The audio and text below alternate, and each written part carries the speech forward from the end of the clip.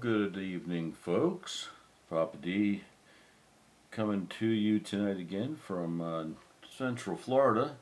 This is David Deliver Space, and welcome again to all of our existing viewers, our existing subscribers, and if you're a new subscriber, welcome to the family. We are a channel that loves all things space, but we do a lot of streaming and following of various launches coming out of the Cape, of course, because we are here in Florida. But this evening's launch, albeit another Starlink launch, as you saw by the header, it's Starlink 17-14. It is a Falcon 9 Block 5, of course. This is a launch that's taking place out of the West Coast this evening, coming off of, trying to make sure I've got all my pages lined up, and it looks like I do. Okay, sorry about that. We are got to make sure we're all lined up, but we're launching off a Slick 4E out at Vandenberg this evening, looking at approximately about 3.5 minutes. I'm going to bring up my feed at this time and see. We do not have a feed yet from SpaceX, so they are not ready to go live. Let me check the times also. Originally the time was scheduled for 10:45, moved to 10:56, and it just moved again. We're up to 11:23, so it looks like we're going to have a launch window between 11:23 ends at 2 a.m. So what we'll probably do is shut the stream down for now and reinitialize after the delay has passed, or we'll just keep this stream live and come back up when we get a go. But it looks like right now we're only about 30 minutes out, so we'll stay live here for a bit, make sure the time doesn't move. We're looking at a T0 right now at about 29 minutes. But again, this is Starlink Group 17-14. It's carrying 24 Starlink version 2 satellites. Of course, the V3s are not yet available to be flown, at least in any kind of serious quantity at all, because of the need for Starship, which we're looking at hopefully a launch date being set for our next Starlink launch shortly. We can talk more about that. But this is again, Falcon 9 Block 5, 24 will be the total payload. We're looking at a booster, a reused booster, of course, B1100. This is its 5th flight with a 33-day turnaround time. It is scheduled for recovery, and that's going to be, again, we're launching from Vandenberg, so this will be off the west coast. This will be scheduled to be received back by, of course, I Still Love You, the automated drone ship, the recovery ship. So we are expecting, hopefully, to have the video of that also. I'm going to take a quick second, though, to thank a few people. Number one, our subscribers. Those of you that have stuck by us, we are starting to ramp things up on our 2 channels, and we are, at this point in time,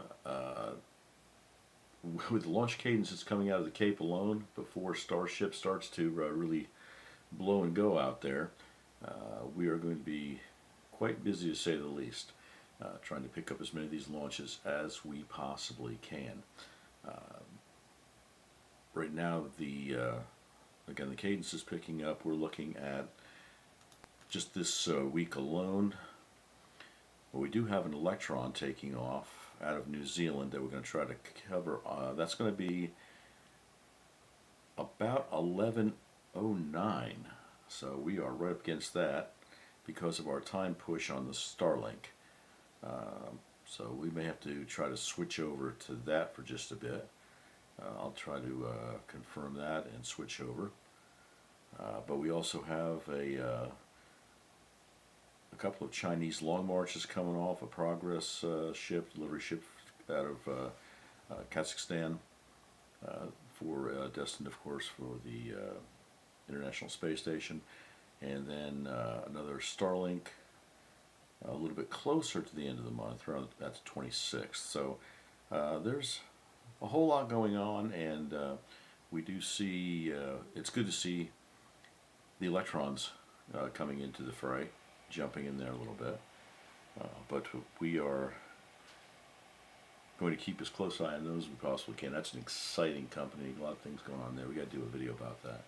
But right now we're holding at about, bring me back up here, about 25, 26 minutes for the Starlink launch. What I'm going to do is I'm going to stand by for just a second, see if I can bring up the feed for Electron before it goes live, and maybe we can piggyback these two launches right up against themselves. And I planned on bringing up a separate feed for that, but of course the delay for Starlink, the Starlink launches impacted that. So let's stand by for Papa just for a second. I'm going to bring up my other feed, and we're going to turn this into a double header stream if possible. So stand by, guys, and I will be right back.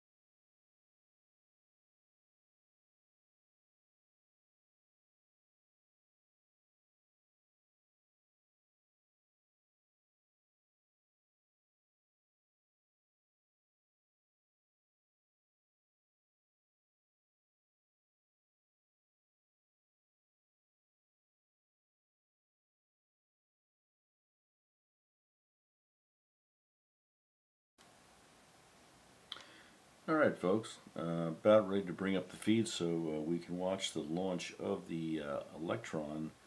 Going to be Kakushin Rising. That is a RocketLab launch scheduled to go off in about 9 minutes or so. So let me patch that feed over to you guys, and we will pick up some speed here on what the launch is and what we've got leading up into and back to, hopefully, the Starlink launch. So let's bring up our live feed, and again, thank you to RocketLab for being so kind to provide these feeds and allowing the media to access and share all their amazing launches and what they do out there with the rest of the world and our viewers.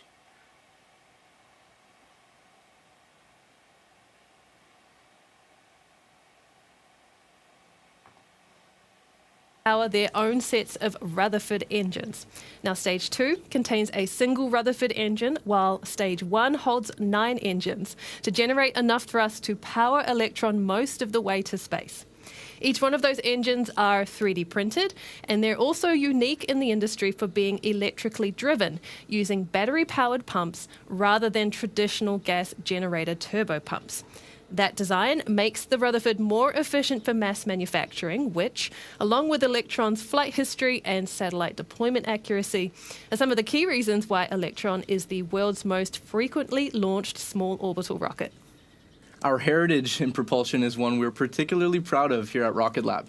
As well as the Rutherford and Curie engines used on Electron, we've also created a significantly larger and more powerful rocket engine called Archimedes, designed for our much larger, different class of rocket, Neutron.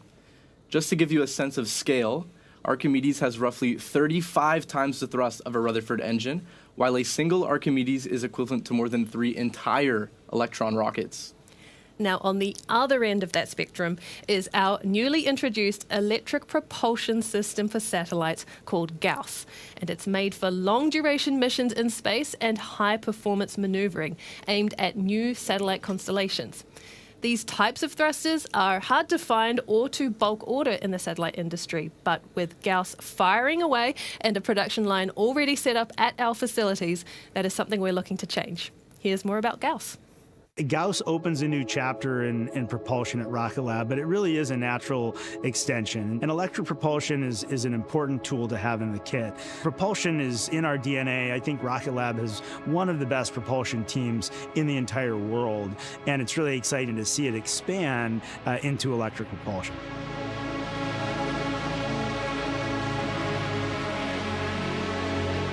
Gauss is an electric propulsion system based on a Hall effect thruster that's designed to do orbit raising and deorbit, as well as on-orbit station keeping for constellations. So there have been a lot of bottlenecks in the supply chain for constellation programs, whether it's commercial or national security, and one of the biggest has been electric propulsion. We experienced that in many of our programs, and so we decided to insource and solve the problem ourselves.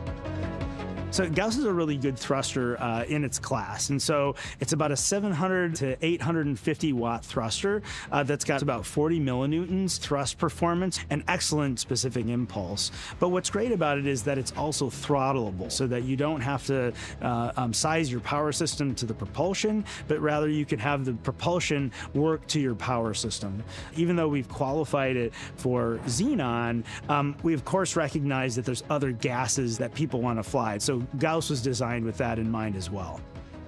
Like Pete has said about our rockets, the first rocket's the easy one. It's the 10th one that's hard, and we've established high volume production capacity to deliver units now. RocketLab's initial production capacity is about 200 units per year, and that includes the Hall effect thruster itself, as well as the flow control and the high voltage power and processing unit avionics that drive the system. And so because RocketLab produces the Gauss system in New Zealand, it is actually subject to no U.S. export restrictions. And so this is a really important factor that particularly international customers are going to consider when they make their electric propulsion selections.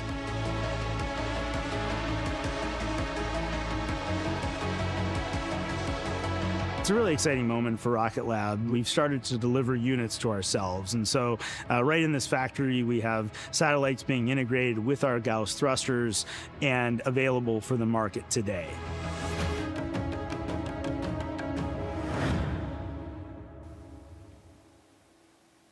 With the introduction of our Gauss thruster, we are continuing to alleviate the pain points of satellite production. We're now just inside 4 minutes to launch, and everything that you're seeing here is about to become fully automated for the final countdown before liftoff. Electron's onboard computers will take control of the terminal count from T-minus 2 minutes, and will begin to manage thousands of checks per second to make sure Electron is ready for launch. At that point in the countdown, both stages will also be fully fueled with liquid oxygen and kerosene. The propellant tanks are being kept at precise pressure and temperature before we reach liftoff, and you'll hear a couple of callouts from operators in mission control that relate to those checks as well. You'll also notice some venting from Electron while that countdown continues, which is completely normal up until the system is fully pressed for flight within a minute of liftoff. Then from 20 seconds and counting, final checks are complete. The launch director will count down to launch from T-minus 10 seconds, and then at T-minus 2 seconds, Electron's engines will ignite right on time for liftoff at T0. We're going to raise the volume now on mission control and listen into all of that take place. Go Kakushin Rising, go JAXA, and go Electron. Beacon, lock the auto sequence and confirm. Locked. Copy and confirm all flight computer ASGOs are green. All flight computer ASGOs are green. Copy, Beacon. We'll go for auto sequence start at T-minus 2 minutes. LDs go for launch.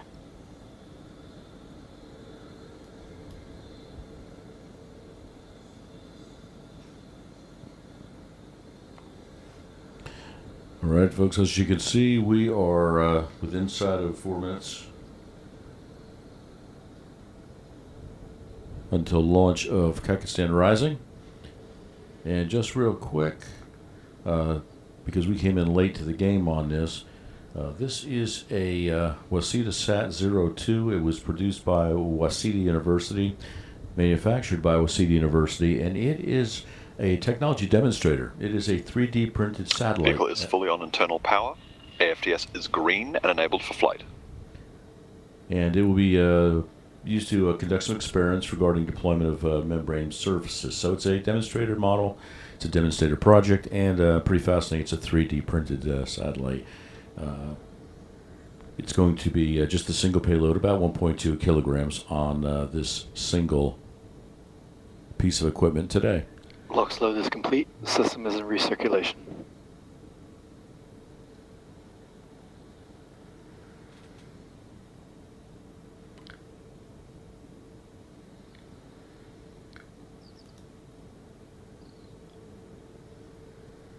All right, everything does look good, and we do have a T0 getting ready to go internal on the rocket. So I'm just going to switch back over to the commentary and let you all enjoy this.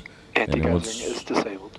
Once we get ready to get through the majority of this, we'll switch back over, hopefully, to the SpaceX launch. Stage 1 and Stage 2 tanks are pressed Looks for to flight. be about 14 minutes out at 11:23. High flow engine purge enabled.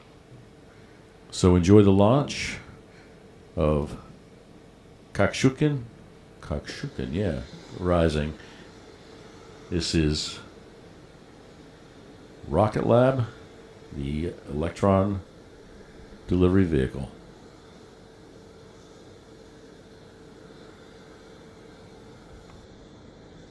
T-minus 20 seconds and counting.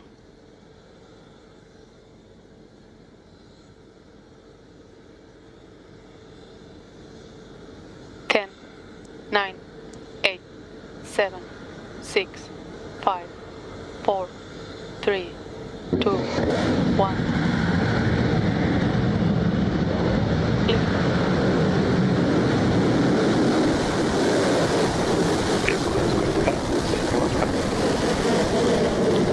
And we have liftoff. Beginning control. Kakushin Rising, Electron by RocketLab.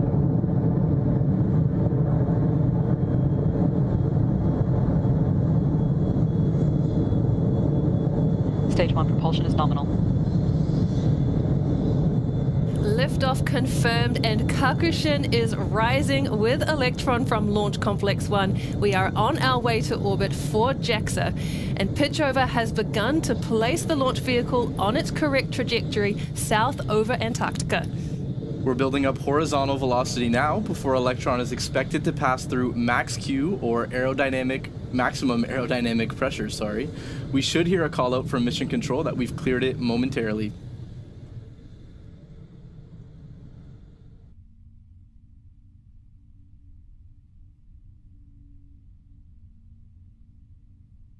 Cleared max Q.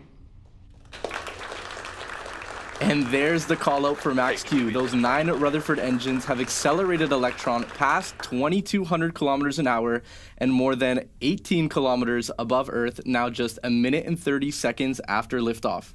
Next up for the rocket will be main engine cutoff, otherwise known as MECO. With Electron's boost through Earth's atmosphere almost complete, the first stage's role in this mission is wrapping up since the engines have chewed through most of their fuel supply. The Rutherford engines will soon shut down completely, which will allow the rocket's second stage to separate. With a bit of distance between them, the second stage's sole Rutherford engine will then ignite to carry on the mission's momentum to orbit. And those events occur as MECO, stage separation, and second stage engine startup, all of which we can expect to hear from our operators again soon in Mission Control.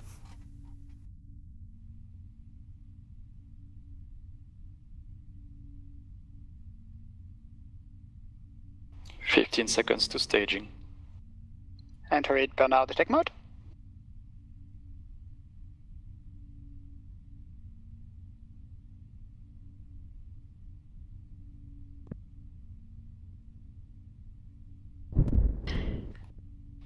MECO confirmed.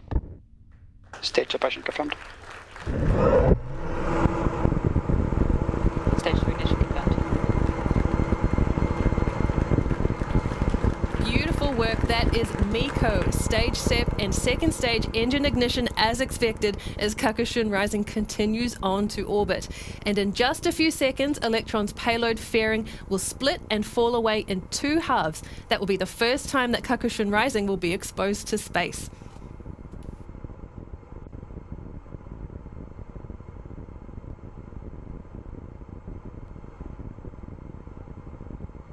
Fairing separation confirmed. A nice clean payload fairing jettison there, and another Electron launch milestone complete. Electron's second stage is cruising along nicely at more than 8,700 kilometers an hour, now 125 kilometers above Earth on its way to its 540 kilometer circular orbit. We have a few minutes until our next event for Electron, which is battery hot swap maneuver that takes place for the Stage 2 Rutherford engine. That's scheduled to happen at approximately 6.5 minutes into this mission.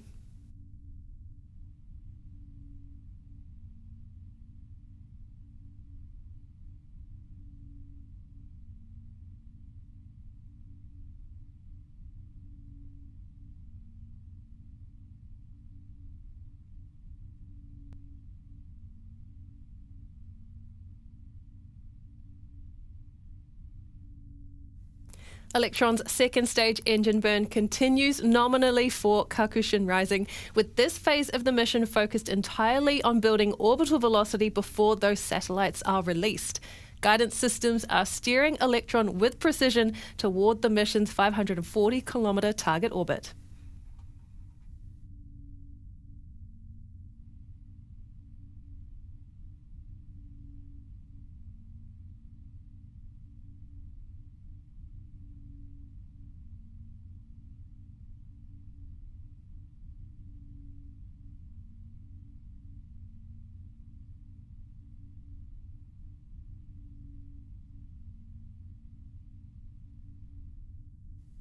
All right, our mission control operators are closely monitoring the vehicle's performance in the lead up to the second stage's battery hot swap event.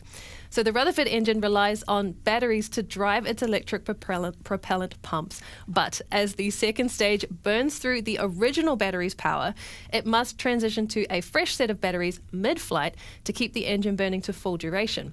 And that's why the maneuver is called the battery hot swap, since it takes place right in the middle of that propulsion phase.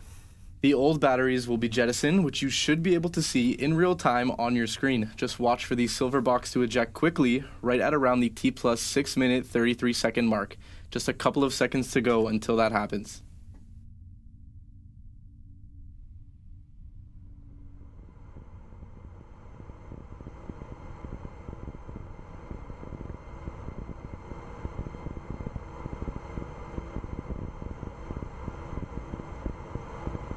HVV discharge holding nominal, approaching a hot swap in roughly 30 seconds.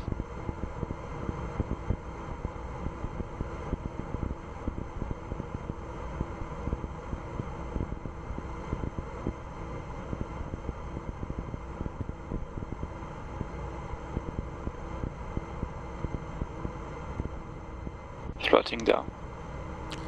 All right, folks, for those of you just joining us, we were initially going live for the Starlink Group 1714 launch. That got pushed Hot swap back. successful. Right now we are watching the Stage 2 Kakushin propulsion holding rising. nominal. Wasita Battery Sat hot swap 02. confirmed, and the second stage is powering on beautifully for JAXA and Kakushin rising. We got another 2 minutes or so of Rutherford engine burn time to get us to the mission's transfer orbit.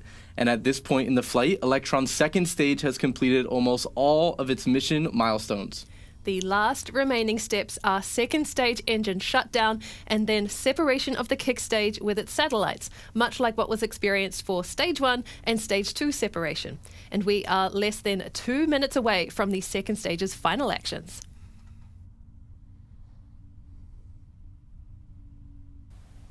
HEV discharge holding nominal. All right, and this is a 3D printed satellite. It is a technology demonstrator being... Electron is powering through 1,900 kilometers an hour and rising, passing through 204 kilometers in altitude on its way to JAXA's final orbital altitude of 540 kilometers. Before we get to that, though, the second stage will deliver the kick stage and its payload to what's called a transfer orbit. This is an intermediate elliptical trajectory that's used to move the spacecraft into its final circular one.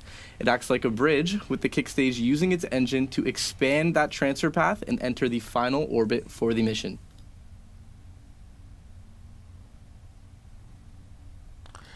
All right, now as you heard, we are in the final stages after launch of igniting, sending off the kick stage, which will send Okay, the... time is almost up now for Electron's second stage engine burn. And what will happen next is this. That Rutherford engine on your screen will be shut down by the rocket's flight computer, which will cause the nozzle to go from red hot to grey and cold. And within seconds of that shutdown, the kick stage will be separated from the second stage and released into its transfer orbit for the mission. Standing by now with Mission Control.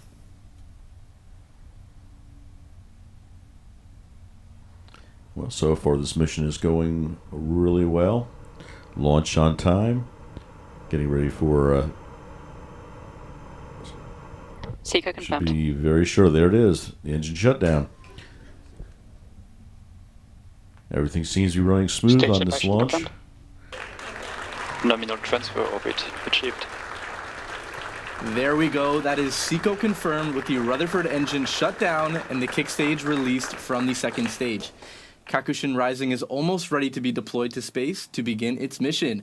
Once the kick stage completes its transfer orbit, it will ignite its engine to move out of that elliptical trajectory and into a circular one before the satellites are released. Completing that elliptical path around Earth takes about 40 minutes or so, and so we'll be taking a break from the broadcast during that coast phase, but we will join you again live just before payload deployment of Kakushin Rising, which is scheduled to start at T plus 50 minutes into the mission. We'll see you back here then.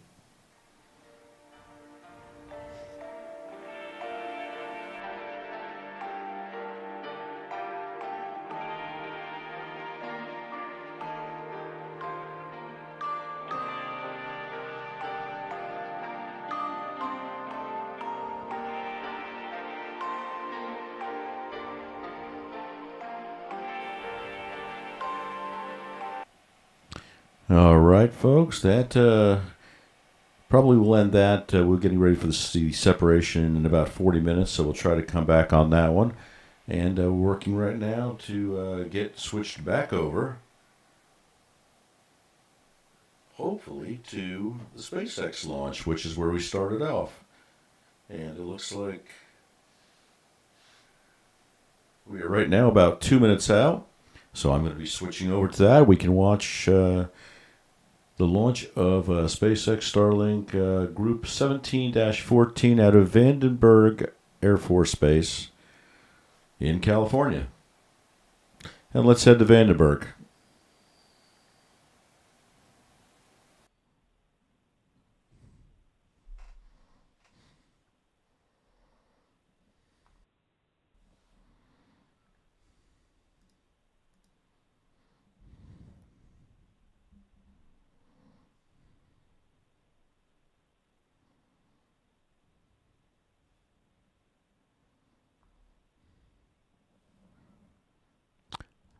All right, guys, just give you a little recap here. This is Starlink Group 1714 launching from Vandenberg Air Force Base. That's Slick 4E.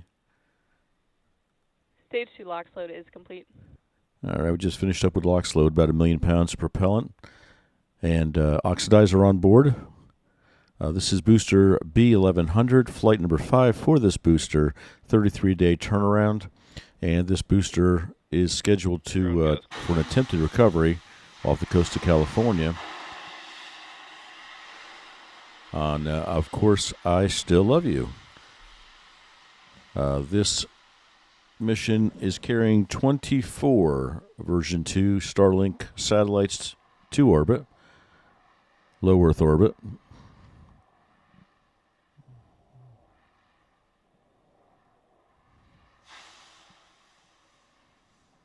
Falcon 9 is in startup. All right, we are in startup now, and at this point, the onboard computers have taken over. Of course, there can always be a termination by ground control, but the rocket itself is autonomous and will, from this point forward, execute its mission profile.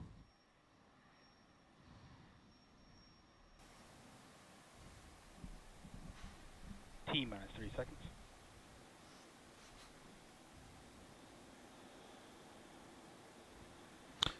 Yeah, like I said, for those of you that came in towards the end, we just jumped in here. And due to the delay, switched over to the Kakushin rising Electron from RocketLab. And we'll probably switch back if we can. They're about 35 minutes from 2, 1. Ignition. releasing their satellite. We have liftoff SpaceX, go Starlink. of Starlink Group 1714. Go SpaceX, go Starlink. Vehicles pitching downrange. M1. Looks like we have all engines lit. Everything looks good so far.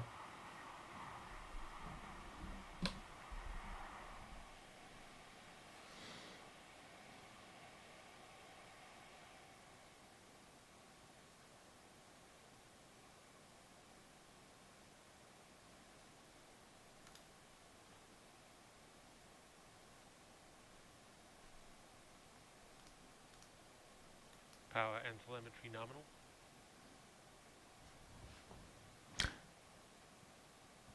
All right, Falcon 9 looks to be running straight and hot. Did do its roll and is beginning its flight downrange.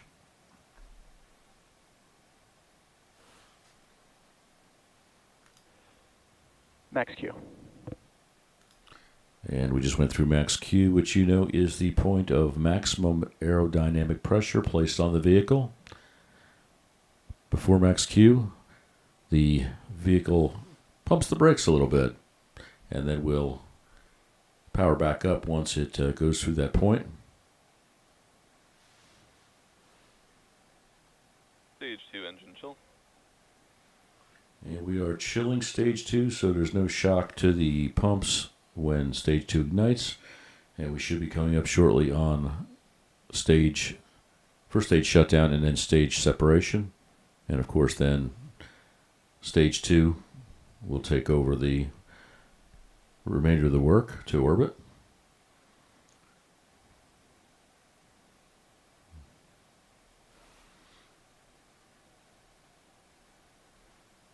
Numbers all look good. Everything seems to be in line. Again, the next couple of events will be the first stage shutdown, stage SEP, ignition of the second stage, and the release of the fairings. A lot happens in a very short period of time. At that point in time, they will begin the process of stage 1 making its return trip back down to the recovery ship. Beautiful shot there. Just take a moment to thank, again, as we always do, SpaceX. And back ignition. MVAC has ignited. We're good.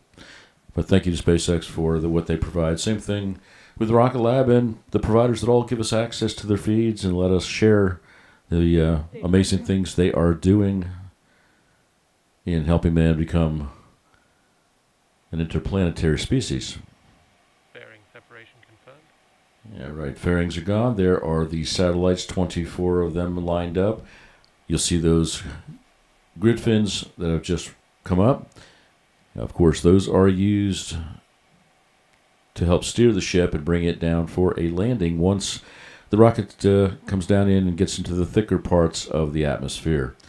Do no good outside.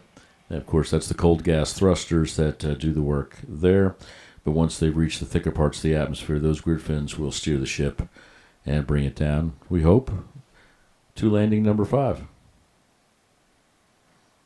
You will see once the thicker part of the atmosphere is reached, those grid fins will start to glow a little bit. Those are amazing pieces. Speaking of pieces, I happen to be blessed enough. Had a piece of the grid fin from the very first landing gifted to me. Have that as part of my collection. Probably see it right behind me, over my left shoulder, your right side. And one of my prized possessions, to say the least.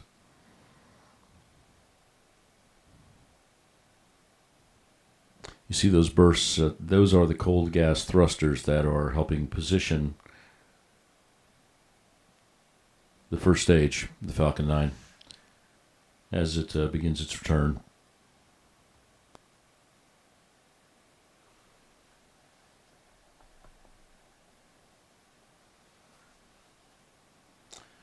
Shouldn't be too long. You'll see the entry burn. Of course, that is the burn that will begin the process of slowing the Falcon 9 down as it makes its trip back to Earth. You only see 3 of the engines ignite for that burn. It's a very short duration burn, but does a lot. And then the final burn will be a single burn of the center engine as Falcon 9 makes its approach and lands on the drone ship.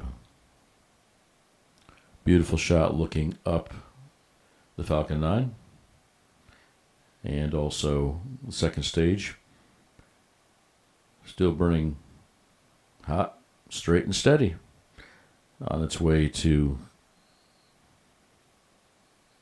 shortly down the road, releasing those 24 satellites to join the Starlink constellation. For those of you that have thought about Starlink, I recommend it very highly. I am an owner. I use it all the time. You can go out to Starship, to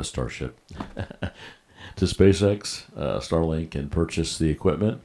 If you use the link on our page, you'll get yourself a little bit of free time once you purchase.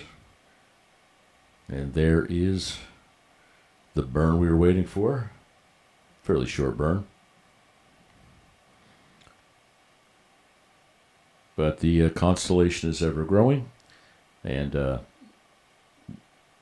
Dave Delivers Space uses it for remote launches, emergency situations. Living here in Florida, it's always good to have high-speed internet access for an emergency, and I would recommend it very highly. Again, I don't get a thing for it.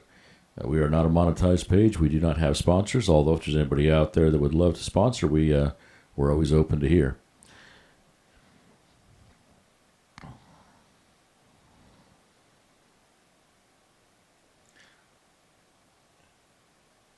And you see after that burn now the speed and the altitude is dropping off fairly fast.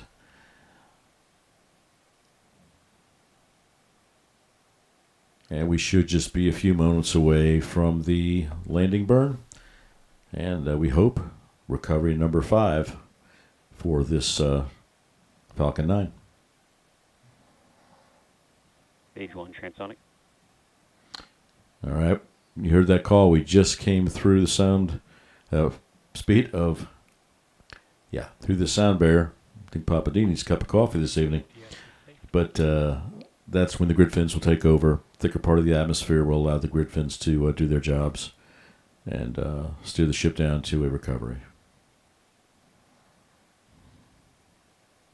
If you were out on the ocean right now on the West Coast, you would have heard a little sonic boom there. Stage 1 landing burn. And here's our burn. Should be seeing the drone ship come up. Stage 2 terminal guidance. Beautiful, beautiful shots. Stage 1 landing leg deploy.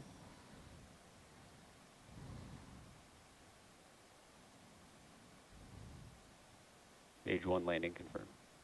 All right, there we go. 5th landing of this Falcon, and that would be Falcon Booster 1100.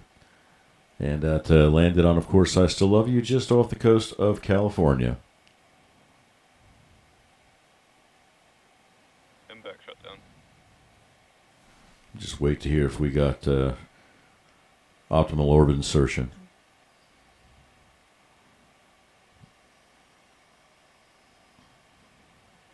Nominal orbit insertion. There we go.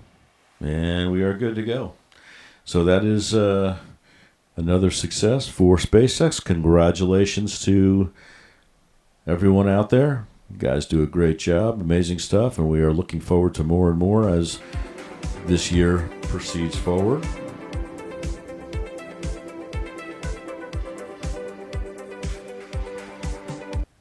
There we go. But another successful launch and another one for the books. What we're going to do here for a bit, I'm going to be checking the time. We should be in the 20-plus minute range for the release of the Waseda Sat-Zero, nicknamed Kakushin Rising from RocketLab. So I will be switching back over, and we'll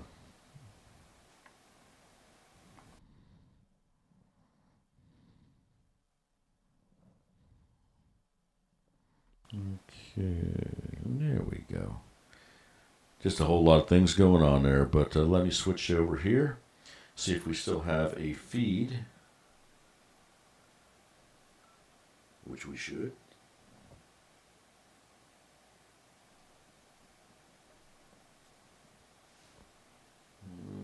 Okay. All right. Let's see if we can do this with as little pain as possible.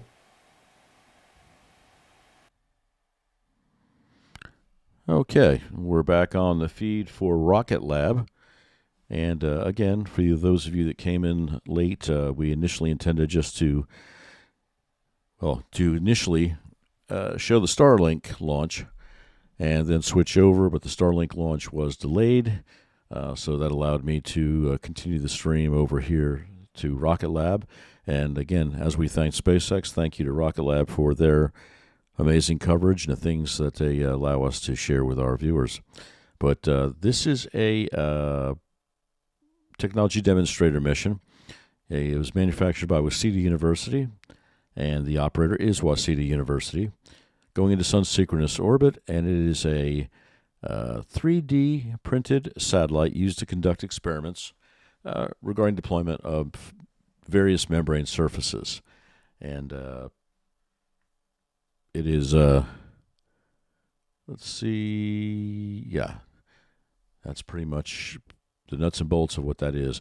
The launch took place about 26 minutes ago. For those of you just coming in, you can back up through the feed, and both launches were covered. That's why we did a double header here.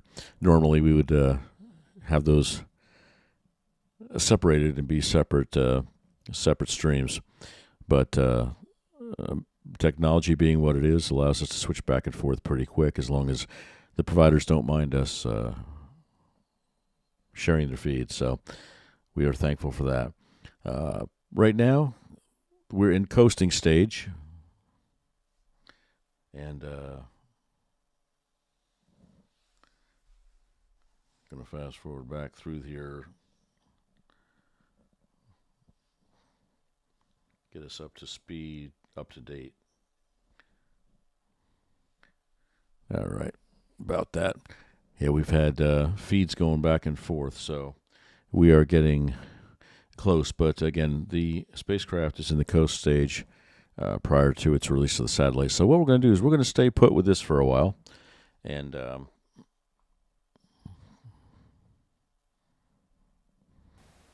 There we go. Bring myself up here a little bit.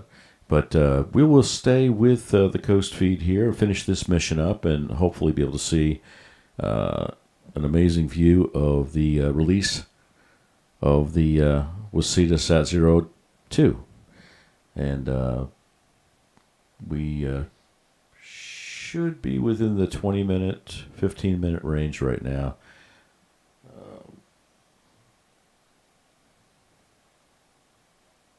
Okay. So what we will do, we'll just stand by here and watch together. If we get any additional information, the people at RocketLab have been keeping us updated with the status of the launch and the status of the payload. So we'll just stand by and stay with us, guys. Again, thank you to my subscribers. Thank you to new subscribers. If you are not yet a subscriber, please hit that subscribe button. Please share, like the videos. Every bit of it helps us immensely. We're just at the point now, after rebuilding the studio, after a major meltdown of equipment, we are back. And between this and the other page that I operate, the other channel, which is Let's Talk About It with Papa D, please feel free to check that out. There's a link on my page also. But we're back and running, and we're going to try to be really picking up the pace with the number of launches that are going to be going off here for the balance of the year. Big thing coming up, as you all know, we're getting ready for Starship to begin flying again. It's been a while. There's been rumors of 2 launches a month. That'll be remain to be seen. We've got to get this next launch off, and the demonstration with respect to the in-orbit fueling. There's a lot of things that have to happen, looking at the NASA contract with the moon lander and all that. Again, we'll get more detail into that. I don't want to muddy too much the waters here with too many launches this evening. But be a lot going on for the rest of the year, and we look forward to sharing those with you. So for now, I'm going to stand by, and we will await, hopefully, a good deployment of the Waseda Sat-02, nicknamed Kakushin Rising. I'll be back. Enjoy. And thank you very much for coming out and spending some time with us tonight.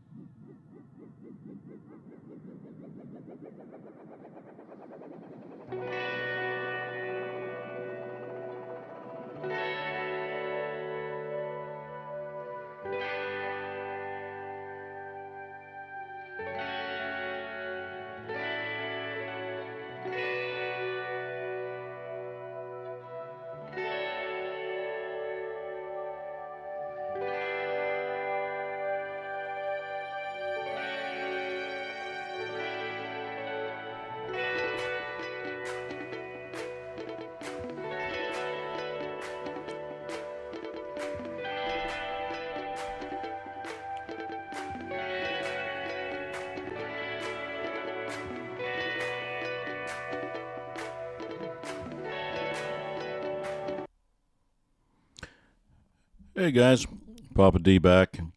Just wanted to stop in real quick, back in here. For those of you coming in late, we are in the midst of the final stages of the Kakushin Rising mission launched by RocketLab earlier this evening. It's been about 41 minutes since T0. Liftoff time was at approximately 11:09. This is a technology demonstrator satellite manufactured and operated by Waseda University. It's a technology demonstrator for 3D print satellites, and it will be used to conduct experiments and testing relating to membrane surfaces. So pretty exciting concept satellite using 3D printing technology. So pretty exciting. It's just a single payload tonight. Excuse me. A single payload, about 1.2 kilograms in weight. And we are expecting, I think we're down probably around 10 minutes or less of continuing the coast phase before the satellite is released into sun synchronous orbit. But launch did go off without a hitch. Electron, another amazing job for them, for that rocket. And I want to thank RocketLab for sharing all that footage and sharing these feeds with us so we can share these with you. Also, the reason we're carrying two tonight, like I said earlier, was that the SpaceX Starlink launch was delayed, and due to that delay, we were able to switch over to RocketLab and carry their launch as we're finishing up now. And if you want to go back and see the SpaceX launch, that's going to be there we go, Starlink. Okay, got it. But that launched out of Vandenberg Air Force Base. We did have a recovery without a hitch out on the West Coast. So you can go back in the feed here. It's the same feed. I tied them all together rather than stop and restart and just confuse everything. So we ran them as a single packet with a double header. So you can go back and check that out. Please feel free to like, share, do all those things. All those things do help us get out a little bit further into the world of YouTube. Also, feel free to stop over to our other channel. My daughter Angela and I run. It's going to be Let's Talk About It with Papa D. We're streaming now both on our YouTube channel as well as our X channel on the X platform. So we'll be kicking that off here, new episode later this week, but please check it out. And again, if you're not a subscriber, hit that subscribe button. Doesn't cost anything. Does a whole lot of good to help us push the channel out there a little bit. We are not a monetized channel. What we do because we love it, and we do it for you guys. So those likes and shares and all those things, it's like getting a payday without the cash. But one day we hope to push it a little bit further. We're going to be a whole lot busier, as you know, with all the goings-on, both here on the Space Coast and out on the West Coast to some degree. So we're going to be hopping down here in Florida with all the new players and with all the big push for the moon and ultimately Mars, which has always been SpaceX's goal.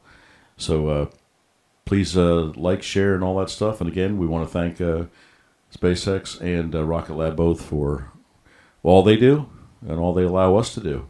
We appreciate it. All right, guys, we'll switch back to Rocket Lab. We should be coming to a point at which they will be ready to release that satellite, and we can then conclude the broadcast. So stand by. Please enjoy. Continue to watch, and I'll be back shortly.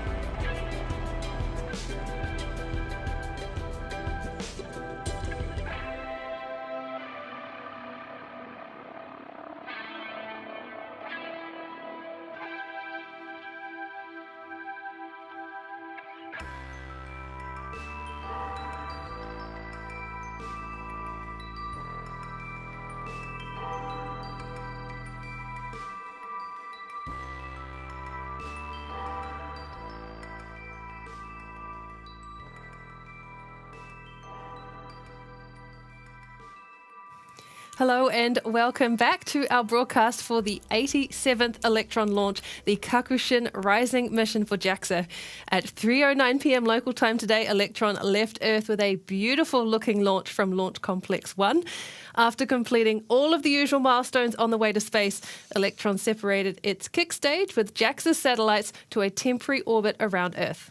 After entering our transfer orbit 40 or so minutes ago, the kick stage is now ready to ignite its Curie engine to circularize to 540 kilometers. Let's go ahead and listen in.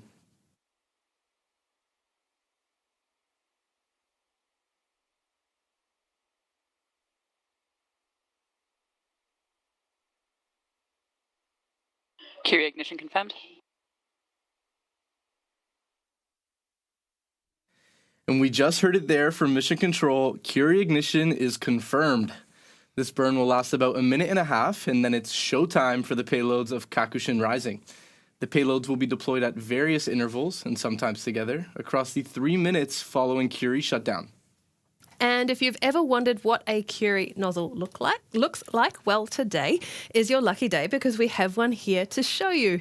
It's only 15 centimeters tall, but it packs quite the punch. And it's named after Polish-born French physicist Marie Curie, and it's responsible for our highly accurate payload deployment.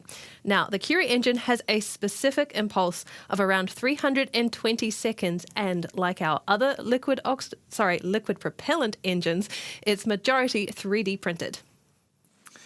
You may have picked up on a theme of our engine names. They're all named after groundbreaking physicists. Ernest Rutherford, Marie Curie, Archimedes of Syracuse, and now with our new ion thruster, we could add Carl Friedrich Gauss to the theme. Otherwise, we are coming up on Curie cutoff very soon, so let's listen back in with Mission Control. Curie cutoff confirmed. Nominal final orbit achieved. There we go, straight from Mission Control, Curie cutoff confirmed. The first payload out will be FSI-SAT-2, a 1U CubeSat developed by the Future Science Institute as a low-cost satellite featuring a multispectral camera and onboard data processing system. FSI-SAT-2 confirmed. The space FSI-SAT-2. Next up will be COSEN-2R, a 2U satellite developed between the National Institute of Technology, Yonago College, Gunma College, and other educational bodies. And it features a deployable antenna that will extend to study deformation of the Earth's crust below the sea floor. Let's listen in. COSEN-2R, payload separation confirmed. Nice one. That is COSEN-2R deployed to orbit to begin its mission. Next up is a spacecraft called Prelude by Nihon University, a 6U nanosatellite created to detect earthquake precursors from space using VLF radio waves. Let's go, Prelude.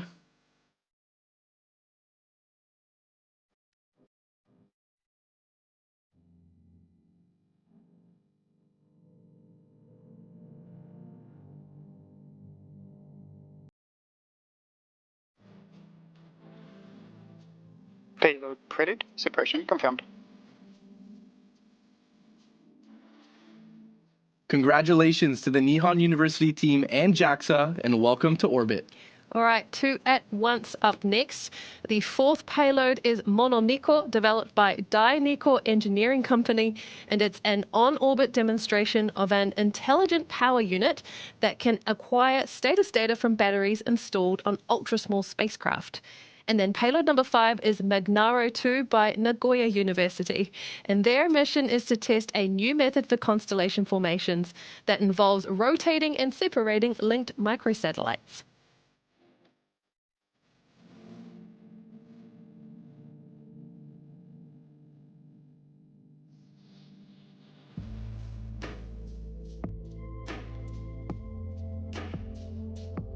Payload Mononiko and Magnaro 2 separation confirmed.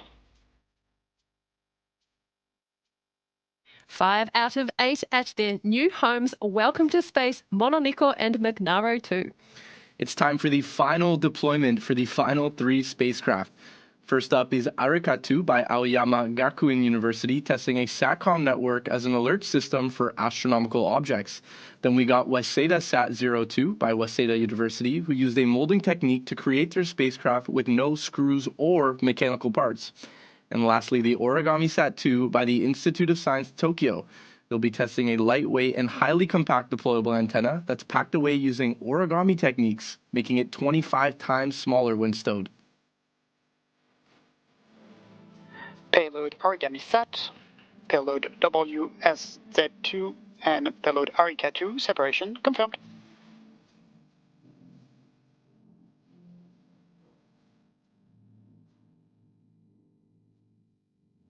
Outstanding results there for JAXA's Kakushin Rising mission. Welcome to orbit, Arika 2, Waseda Sat-02, and Origami Sat-2. A marathon deployment there from Electron's kickstage. Just want to say congratulations to JAXA and all of its project partners for this latest mission of its innovative satellite technology demonstration program. That is our second dedicated launch for JAXA, complete on Electron with 100% mission success. A proud moment for the team to support such an exciting mission full of interesting new technology. And that is also launch number 87 complete for Electron. So our next launch will be at the pad soon. Keep an eye out on our website and social media channels for details of those missions coming up.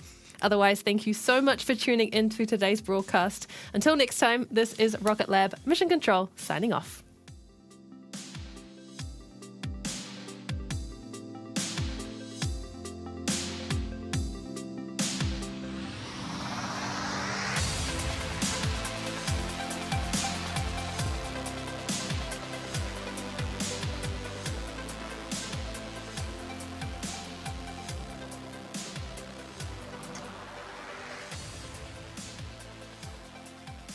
All right, so we have cut that sound off there for you, but we have had a successful launch tonight for both SpaceX and RocketLab. As you saw, the primary payload and a number of ride-along satellites from that part of the JAXA launch, and they were successful on all 8. So congratulations. Give me a little volume here. There we go. But congratulations to both SpaceX and RocketLab this evening for 2 fantastic launches, highly successful. And please feel free to go back. You can rewind the tape, of course, on old school, but go back through the stream, and both those launches will be there for you to check out again or check out anytime. But with that, I think we'll call it a night. I want to thank you for coming out tonight and hanging out with Papa D. As you can tell, we were breaking in some new equipment and working out a couple of extra bugs, but things seem to be going good. And we had a exciting night with a couple of launches, a doubleheader night. So appreciate you coming out. Again, thank you to Rocket Lab, thank you to SpaceX, and thank you to everyone that works at those companies that continues to do amazing things every day. I'll be back with another launch, and I'm just checking my calendar so I can get you all up to speed. If you do hit that bell and you hit the subscribe button, you'll be notified when we go live at either one of the channels. But looks like we have a couple of long marches coming up. We won't be able to do much about that, but we do have a progress launch on Saturday at 6:21 p.m. and then another Starlink launch on Sunday the 26th. Another big one coming up. Please mark the calendar for this. If you hit the bell, you'll be notified. We do have a Falcon Heavy launch, a Viasat, going off on April 27th. That is a Monday at 10:21 a.m. That is the first Falcon Heavy that has gone off in quite a while. So we'll get a little bit deeper into that. That's going to be an amazing show. And then we'll have some Amazon stuff coming up, but we'll get into that. But again, thank you guys. I appreciate you coming out, spending some time with Papa D. Please subscribe, please hit like, please share, please do all them cool things. It helps us grow. And maybe one day we'll get a chance to start meeting some of you folks, because we are doing some remote stuff. So but let us know. Drop us a comment, let you know where you are, who you are, and maybe we can get together and check a launch out together. But with that, I will say good night, and thanks again to all of our amazing subscribers and amazing, hopefully, new subscribers. So with that, I will say good evening and have a good night.